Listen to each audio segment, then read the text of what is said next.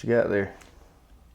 Oh, Cherokee Tan. You about dropped it, didn't you? About dropped it. Cherokee Tan. Cherokee Tan pumpkin. It's a winner this year. It's one of my winners in the garden. How many we end up getting off that plot? I don't know. I forgot. I couldn't count. Won't you look? Heap of them. A heap of them. This is what Papa's... Turn that way a little bit. Papa's having this for supper. Yep. No, the other way. For dinner. This way? Yeah, that way. So they can see it. So what I did is I took one and split it in half, and I cored out one, and I roasted it in the oven, some bacon, some good onions we had left over from the spring, put some Cavenders in there, some olive oil, topped it off with a little Parmesan cheese. So instead of a bread bowl, you got a pumpkin bowl. A pumpkin bowl. I want you to taste a little bit. Tell me what you think it tastes like, because it's got a unique taste to me. I got it kind of nailed out. Don't get your opinion.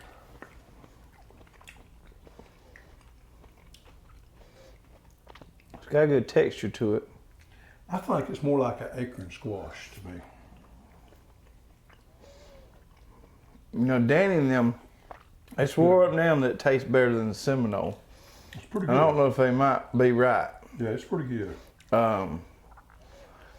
It's not like blow your doors off sweet, but it's got a good earthy flavor. Good squash flavor to it. Yeah, good simple, good flavor to it. We've had a lot of people asking, have we tried the Cherokee Tans yet? What we think about them? And now I've not made a dessert out of them.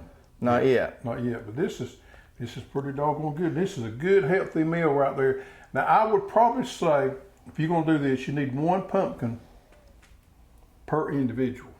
One feller can eat. One fella, if he's hungry, like he's a big old boy like me, he could eat one of them. He eat a whole one of them. Eat a whole one of them. I would say we got close to about, I don't know, 60 or so off that one row. 18 seeds. 18 seeds. We got 60 pumpkins, something like that. If not a little more. We had a few that rotted out there. We probably could have got a little earlier. But so we're working on, we got to get these babies cut open. We got to get the seeds harvested out of them. And then hopefully we'll put them on the website once we get them germ tested. If the germ comes back good. Let's say hey to everybody while you're eating there.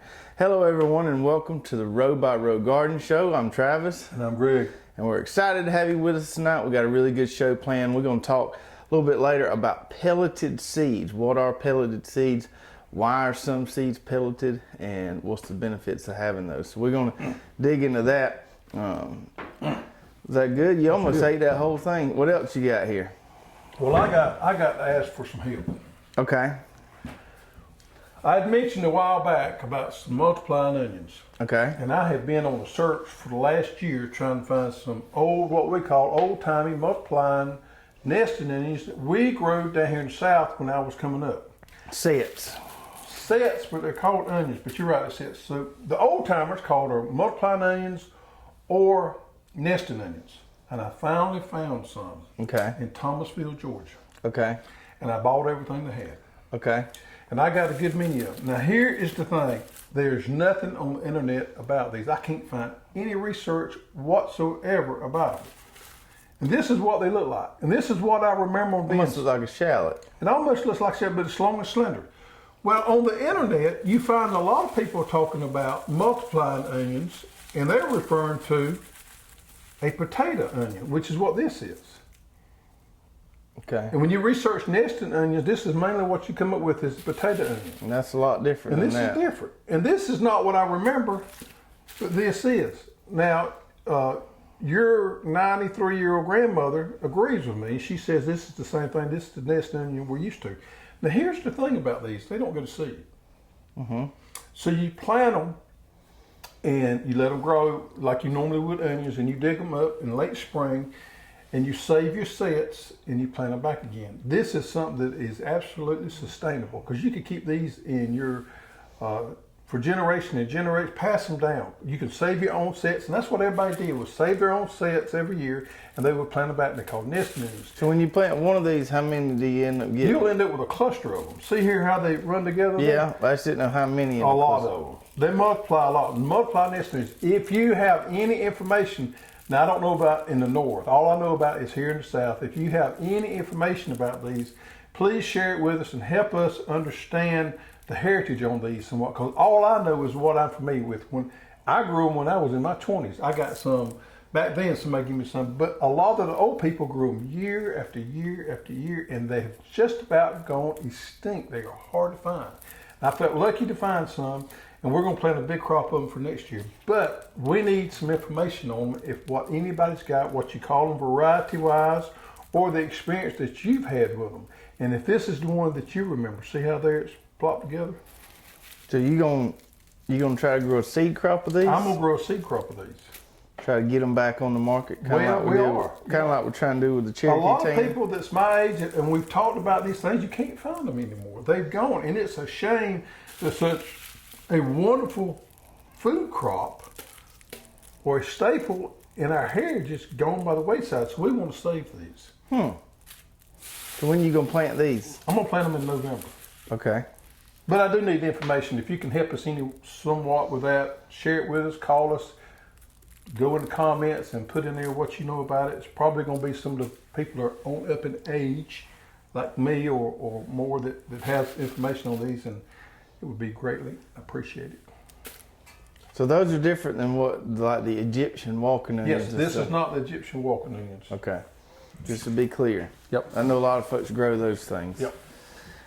What else we got going on? So I got cucumbers. I got pole beans about that tall. I've had a good bit of rain lately, which has been nice. I got okra out the wazoo. I'm talking about okra everywhere. And because I got two 60-foot rows, and then I got 10 30-foot rows. You did a later planting. Yeah. It takes me about 30 minutes to go cut all my okra, pick it all.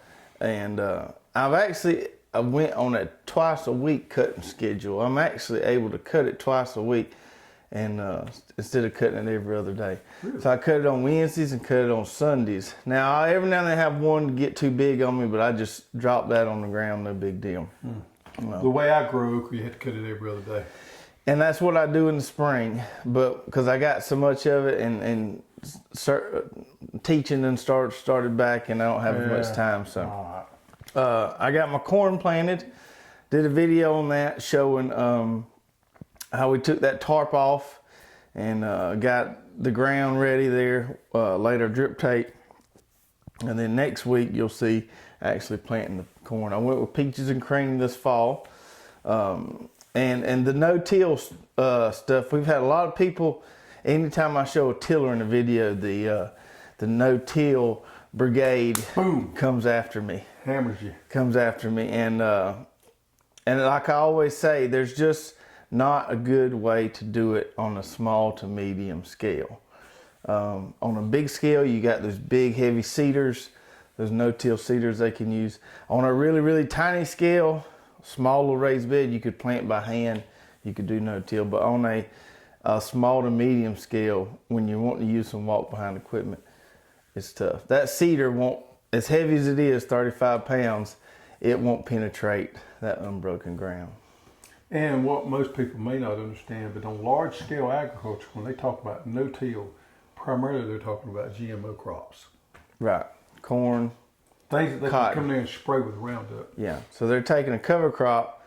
Obviously, they can't tarp 100 acres, so they kill it with Roundup, and then they go in there and plant in that residue that's dead. Mm-hmm. And then they come back, if they have any weeds come up, or when they have weeds come up, and they spray Roundup over it again. Yeah. No-till is actually, what people don't realize, the word's become more popular, but it's actually way more of a commercial practice than it is a backyard practice, just because it's hard to do on our level. In my no-till video, we had a little appearance by a new family member, Tiger the kitten. Tiger kitten.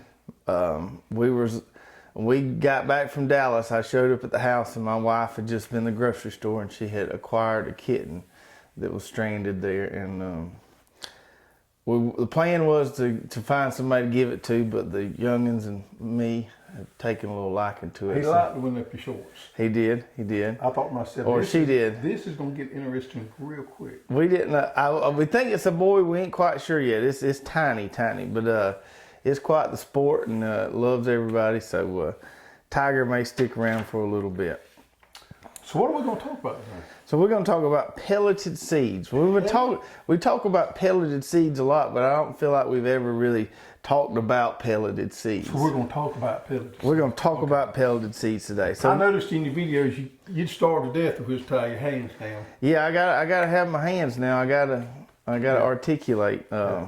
Somebody said a comment on one of the videos and compared me to a used car salesman, commercial guy. Yeah. Anyway, so let's talk about pelleted seeds. Let's talk about it. Let's talk about them right now. So first we want to talk about why seeds are pelleted, how the process works, and then we'll get into some of our pelleted varieties. So, and we might have to B-roll some of this in because I don't know if folks can see this. So, certain varieties of seeds or certain crops have seeds that are irregularly shaped. Okay? And due to that irregularly shaped nature of those raw seeds, it can cause problems when people are trying to use mechanical equipment to plant them. This can be for a direct seeder in the field, or this could be many of your bigger companies, greenhouses, use what they call vacuum seeders to seed their transplant trays. And so this is a mechanism that goes on top of the tray, and it's got little holes that are centered on top of each cell, and it's got a little vacuum inside of it, and it kind of suctions them all down to each of those holes, drops them in there, and it seeds a tray a lot faster than like we do if you were just dropping one per hole. So with those systems, with a mechanical planter and with those vacuum seeders for transplanting, you really need round seeds. Now these are small seeds. When we say irregular and seeds, pelleting lends itself better to real small. Yeah, we're not talking about corn and beans. Small seeds. And there are some seeds out there that are really small and hard to handle. And that's where pelleting comes in and takes that away from us, makes it easy to handle, easy to process. So if we look at a seed like carrots, carrots are real tiny and they're kind of oval shaped and they're real kind of papery in nature. Light and fluffy. And they're just a pain in the you know what. And they just... Any planter has a terrible time with raw carrot seed. There's not really a walk behind planter out there. Now the old Planet Junior 300A will scatter them, but there's not anyone out there that can singulate these guys. And then you got something like lettuce right here. Lettuce is even more elongated than carrot seed is. Mm-hmm. Light and fluffy. Yeah. It's absolutely a nightmare to try to plant. So for certain things, you need round seeds. And for those vacuum planters and those mechanical seeders, and another benefit to making them round and pellet them is you get a lot less dust. A lot of those seeds have kind of some dust inside of them. So when we pellet the seeds, they look like this. Turn that over there. Well, it had right on one side. Yeah. That's deep purple carrots right there. So we pellet them and make them round. They work good in the vacuum seeders and they work good in the mechanical planters. Now, I don't know if anybody watching the show actually uses a vacuum seeder for their trays. Probably not. But the benefit of the pelleting is even if you're not using a vacuum seeder and you're seeding them by hand, it makes it a whole lot easier. Not only that, I mean, transplanting in the greenhouse, this speeds up the process probably at least 3 times faster than using raw seed.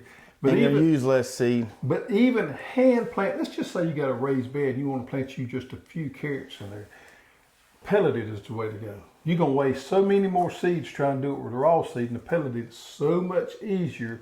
Even if you scatter them out by hand, it's a lot more productive, and you get these things more consistent out pelleted than you do with raw seed. Get a little better spacing. In my opinion, I don't know why anybody is not using pelleted seed. I don't care what process you use, whether you hand plant them, transplant them. Well, probably because it's harder to find. A lot of people are not as familiar with it. There's only a few companies out there, and that is one, including us, that are selling pelleted seeds. Yep. We buy some pelleted seed. It's already pelleted, bring it in, and we also have a company that's doing some pelleting for us. So we get a variety that's not pelleted, we'll send it off to them and get it done. And what this process details is they coat this with what they say an inert ingredient. Yeah, which is basically clay. It's a particular type of clay. And so the way they do this is if anybody's ever seen what they call a confectionery pan, but you can Google that and look it up. They basically put it in a tumbler with this clay, and this clay is sticky, and they just roll it around in this tumbler, and when all the seeds get to a certain size, they stop it.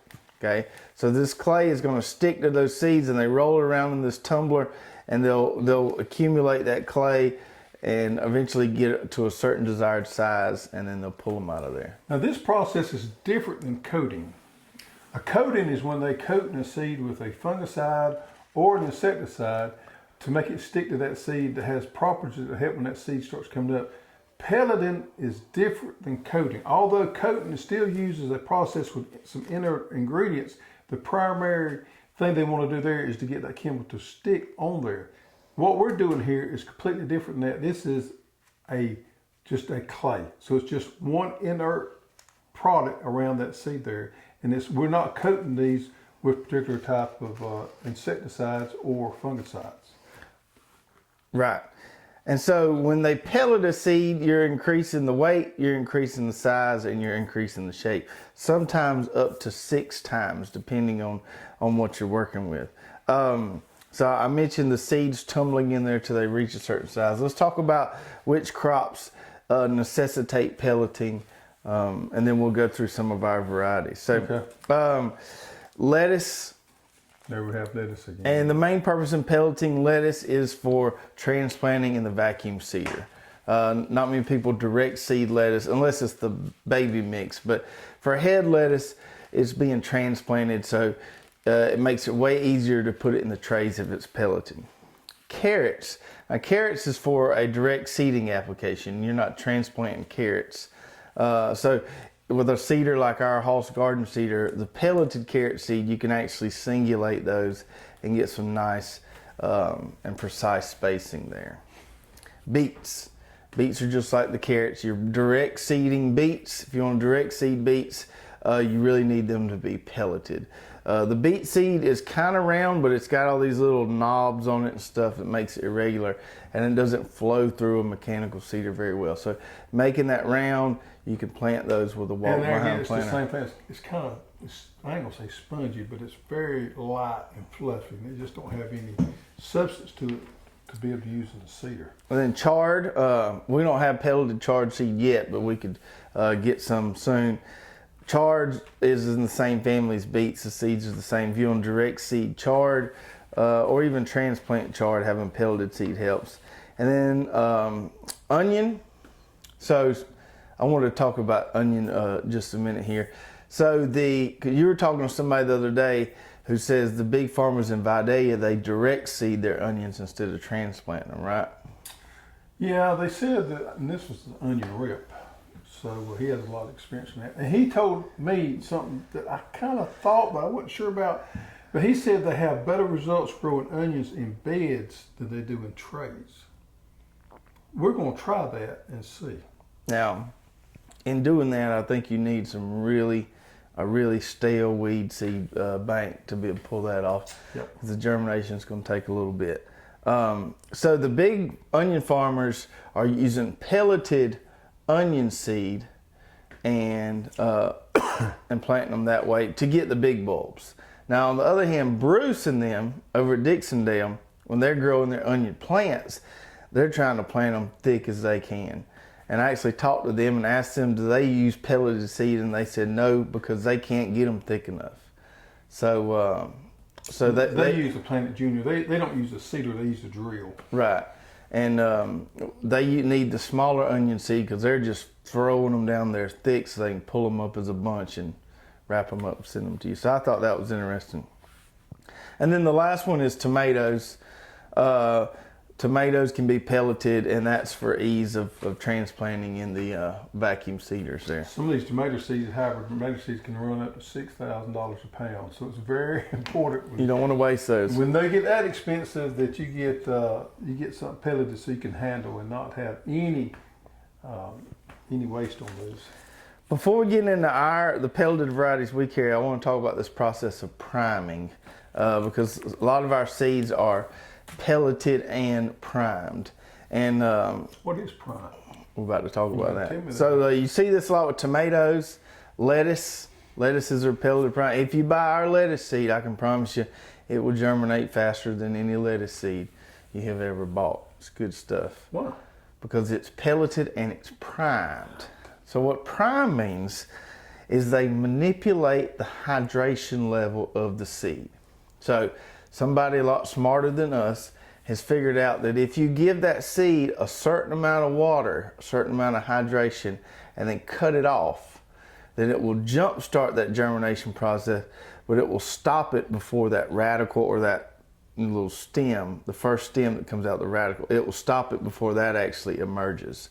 So it's hydrating it to a certain level and then cutting it off before that radical forms. And they've obviously got that down to a science. So it initiates certain metabolic steps of the germination process, but then stops it so you're not getting a seedling emergency. I'm going to use that metabolic, yeah. And what this does, not only does it allow for faster germination, but it allows for more uniform germination. Without the priming process, in a given tray, you may see certain cells, you may see some variance as far as within 4 or 5 days, everything popping up. With the prime seeds, usually get them all popping at the same time. I can see that'd be real beneficial with weed control. Get them up quick. Yeah. So a lot of our lettuce seeds are pelleted and primed, and all the prime means is just they're jump starting that process with water, basically. Nothing fancy there. Just some pretty remarkable science to be able to do that. Yep. All right, let's get into our pelleted varieties. We'll zip through these real quick. Let's start off with our lettuces. We were talking about those, and we've got seven varieties of pelleted lettuce. We're your go-to place for pelleted lettuce. And primed. And primed. That's right. So we got the cow shot, which is the green and red romaine. We've got the Cherokee, which is the real heat-tolerant red one. Coastal Star romaine. Another great romaine one. Yeah, that's a solid green romaine. Yeah. The Harmony Butterhead, which is one of my favorites. That's one of my go-tos fall throughout the winter. In addition to this one, the Skyphos.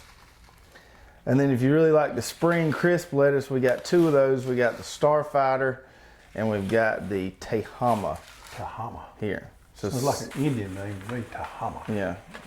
So 7 varieties of pelleted lettuce, and we've also got quite a few of the carrots. And so we've got this new one, the Viper, which is the long, slender carrot. Yellowstone, so we have that in raw seed, but also have it in the pelleted. That's a go-to variety for me. The Scarlet Nantes, which is a great, if you want to put up some carrots, this is a good one to go to. Got that in pelleted. Now on the website, they have the option of choosing raw or pelleted on some of these. Yeah, so if you go to our seed page and click Premium Garden Seeds and you'll click carrots, for instance, you'll see Yellowstone and then you'll see Yellowstone pelleted. So you can click either. So it's not on the same page, but you can click which one you're wanting there. For the carrots, with the raw seed, you get $7.50. With the pelleted, you get $2.50, and that's just because fewer will fit in a packet. The other pelleted ones we have, we've got this Gold Nugget carrot, which is a newer variety we just added. Deep Purple, which is a new one we added. I'm going to grow a bunch of those this year. And then we did get some of these pelleted, and you won't find these pelleted really anywhere else but here. We got the Danvers 126, or some people call it the Danvers semi-long. That's the old standby there. We got that one pelleted, good variety. And then my favorite orange one, the Bolero here, which is a hybrid, we got that one pelleted. So good stuff there. What's next? Beets. And we haven't finished pelleting all of our beets, but we've got a few pelleted beet varieties on the site. We've got the Early Wonder beet. Some people will call this Early Wonder Tall Tops, really known for its good tops. And this one matures a little faster than some of the others. So this is a open pollinated variety that you can't find pelleted anywhere else, when we get it pelleted for you, so it's easy to plant. And then the other beet we have right now pelleted is called Kestrel. This is a hybrid beet variety that's some disease resistant to Cercospora leaf spot, which is a really good variety. Right. And we've got more coming. We've got getting some Detroit dark red pelleted, some Solo pelleted, and some Merlin pelleted. So more to come there on the beets. Alliums. We got 2 alliums that are pelleted. This Tadorna leek, which is your kind of standard open pollinated leek, and then the candy onion, which is a big hit. And we have been selling some onion Man, seed. we have. Well, y'all better get your onion seed. I mean, you better get them quick. And then lastly, even though it's not time of year to plant these, unless you have a real good greenhouse, are tomato seeds. And these hybrid tomato seeds cost a little more than your regular tomato seeds, so it's important to only get 1 per sale. And we've got the Bella Rosa, the Brickyard, and the Mountain Glory. And if you followed us back in the spring, you heard us talk a lot about those. If you've ever those. tried to plant a tomato seed in the greenhouse raw by hand, it's aggravating, to say the least. It's nearly impossible to do. Even a fellow with good eyes. With good eyes, a good steady fella can't get done. With these pellet seeds, it makes life a breeze. You go up there and boom, boom, boom, you throw. You don't have to thin them. Get 1 per sale. Yep. And you know, a lot of people say, well, I like to put a couple seeds per sale, make sure I get every cell germinated. With these lettuces here that are primed, this says 95% germination on the back. I would say it's probably closer to 99% based on my experiences. And that's like the tomatoes. When I'm doing, I put 1 per sale, And I get nearly a get full tray. Full tray. So, go to our website, check out those pelleted varieties. They'll make your life a lot easier if you're doing transplants or if you're direct seeding with a walk behind planter. We've got a few questions. Yeah, from last week's show. Hold on just a second. All right, I'm off already. You want to jump the gun? So if we answer your question on the show, send us an email to custserve@hosstools.com with your address, and we'll send you a nice little prize. And okay, you can go ahead now. Thank you. You're welcome. GP Barnes says, how do you grow carrots? Double rows on drip tape? Do they do good on drip in fall? Does drip tape freeze? And I'm going to give this to you since you're the self-proclaimed carrot expert. So I am around these parts known as the carrot man. The carrot whisperer. The carrot whisperer. I grow more carrots than any small scale gardener I know around these parts. So, and I've got several videos out there on it. If you want to get the step by step, you can go in the archives and find those. So yes, we do double rows on drip tape. I bury a row of drip tape. With our drip tape layer, it makes these 2 little nice, perfect mini furrows on each side of the tape once you cover the tape. And then I plant them thick. I'm talking about thick. I go down there and I get me a little bowl full of carrot seed and I just scatter them along that furrow there real thick, and then I take my rake and I just lightly cover them up. The trick with carrots is you got to keep that seed bed wet until them things germinate, which can take a week or 2 sometimes. So the drip, once I plant them, I'll let the drip run all night. I want to soak that bed, and then I'll keep it wet until they germinate. That is the trick. A lot of people don't give carrots enough water. They do awesome on the drip. You can keep plenty of water to them. The other good thing about the drip is it keeps the soil nice and moist. When you do go to dig them, they pull up a lot easier. They're going to be able to penetrate further down. You're going to get bigger carrots. So highly recommend planting them double rows on drip. And then he wanted to know, does drip tape freeze? So if you've never used drip tape, you probably don't know this, but the drip tape self-empties really well. So when you turn it off, it's not like a water hose with a spray nozzle on the end where it's going to hold water inside of it. It bleeds out flat. So it expands to being round when it's in use. Once you shut it off, it's going to bleed out flat. So we don't get freezing temperatures much, but I've never had any freeze. There's really not anything in there to freeze. If I was in a northern climate, I would possibly unscrew my brass fitting where it hooks up to my water hose, and I knew it was going to get real cold. I would probably unscrew that and let it drain out just a little bit. Oh, right there where your water hose? Yeah. Yeah, certainly. And yeah, that's what I'm saying. When you do that, it'll bleed out and flatten back down. So yeah, I wouldn't leave it hooked up with the water hose. All right, next question here is from Roman Nose 911, and pretty simple question. It just says, cut flower cover crops. Sunflowers. So zinnias don't make a real good cover crop.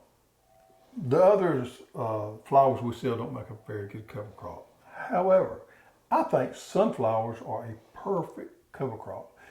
They grow quick, you can plant them thick, and they shade out your weeds, and they are wonderful. I used them this fall as a cover crop. Extra added bonus is you get a big old nice sunflower bloom off of it. Mm-hmm. But yeah, sunflowers can be a great cover crop. Of all the flowers, I would say it's the only one I would consider a cover crop. The zinnias and some of the other ones will reseed on you if you ain't careful. They're not dense enough to shade out the weeds.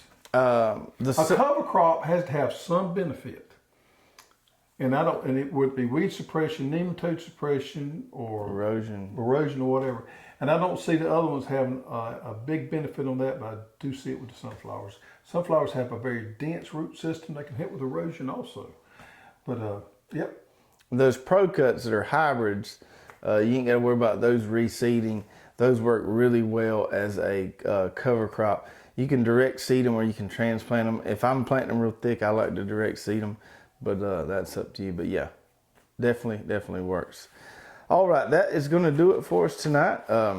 Hope everybody enjoyed that talk on pelleted seeds. If you have any more questions about pelleted seeds, why to pellet, what's it all about, put those in the comments and we'll be glad to get to them on next week's show. And help us out on the onion question. We need some information, some help from some of you all out there that's got more knowledge than what I've got. So we'd appreciate that. Yeah, and we hope all of our Floridian friends stay safe with Dorian coming along the way. Everybody batten down the hatches, and y'all be careful out there. We'll see you next week.